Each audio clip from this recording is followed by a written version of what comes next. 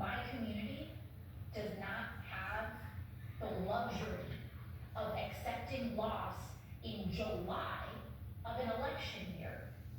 Like, my people are the first ones deported, they're the first ones put in Rikers, they're the first ones whose families are killed by war, and this is horrific. I'm not here to say everything is amazing, okay? I'm not here to say that oh, to lie to people. What I am here to say is that we need to make decisions in the conditions that we have before us.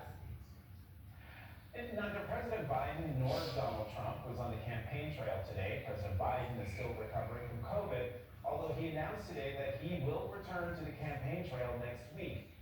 Today, White House Dr. Kevin O'Connor released a statement saying that President Biden's symptoms have, quote, improved meaningfully from yesterday. While President Biden is isolating in Delaware, Vice President Harris stopped by the opening of Tyra Banks' pop-up ice cream shop in Washington with her two grandnieces, where she declined to answer reporters' shouted questions. Vice President Harris did, however, meet with a group of major Democratic donors at the request of the White House.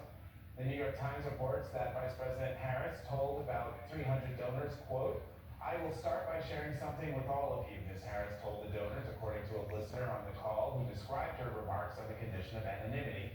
"Something I believe in my heart of hearts.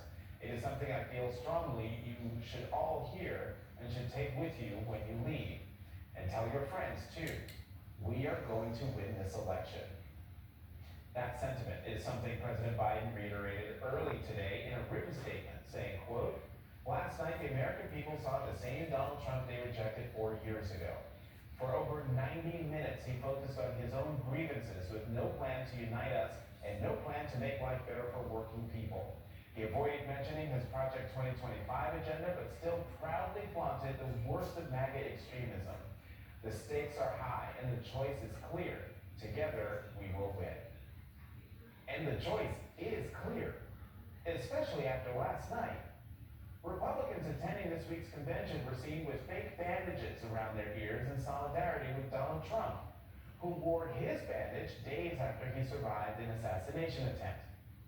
As there have been many times in the past, there were media predictions of a Trump pivot, that somehow he would be a fundamentally different person from the one we've seen for the last 9 years.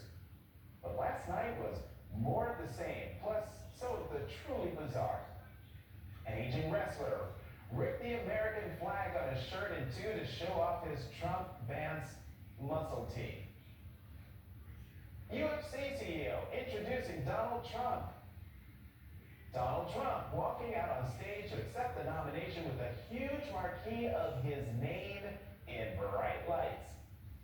What was being exalted? Not America or its people, not the Republican Party and its vision for the country, but Trump. Just Trump. That picture tells the whole story. It was all a lie, as Stuart Stevens, who will join us in a moment, put it. But it was Donald Trump's 92-minute rambling speech that should really remind people why Donald Trump is unfit for the presidency.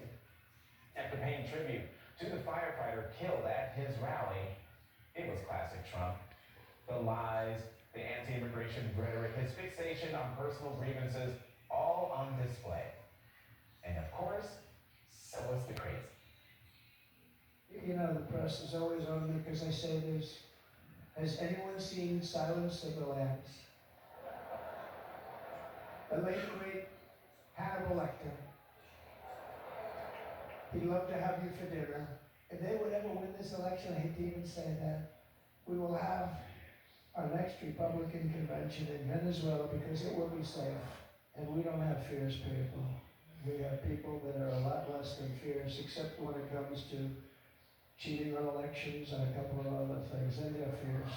He used a word I wouldn't use because I can't use that word.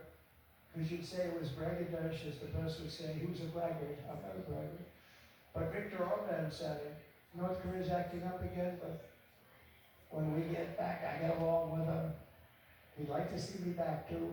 I think he misses me if you want to know. Joining now. Stuart Stevens, a veteran of 5 Republican presidential campaigns. He's a senior advisor at the Lincoln Project and author